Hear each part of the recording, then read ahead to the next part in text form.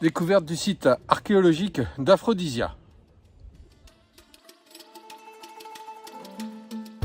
Perchée sur un plateau à 600 mètres d'altitude, la cité dédiée à la déesse Aphrodite est l'un des plus beaux sites archéologiques de Turquie. Cette cité m'a impressionné par la finesse de ses sculptures, la quiétude du lieu et l'élégance de son stade antique incroyablement bien conservé.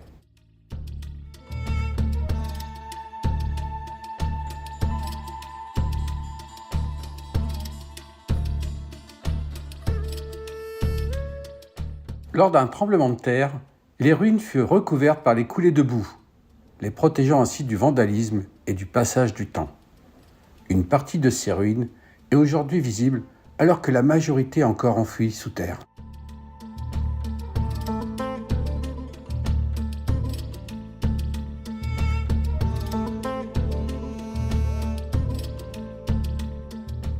La majorité des vestiges datent de l'époque romaine, avec des monuments aussi prestigieux que l'Odéon, le stade, le théâtre, la double agora ou encore le temple d'Aphrodite.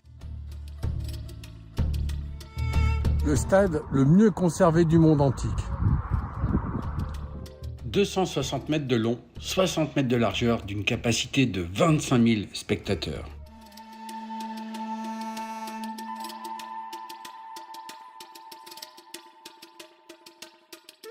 Le tétrapylon est le plus beau monument, une porte gigantesque construite en marbre blanc.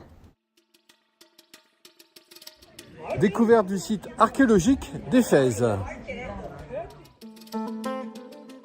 Difficile de décrire l'impression que donne cette ancienne cité grecque et romaine.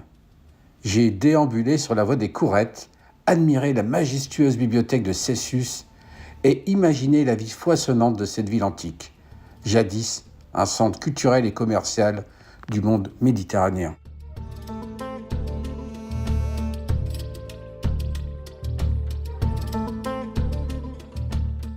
En remontant la rue, on y découvre de prestigieux monuments comme la fontaine de Trajan à étages, la porte d'Hercule et ses piliers à figures, avant de gagner l'agora supérieure.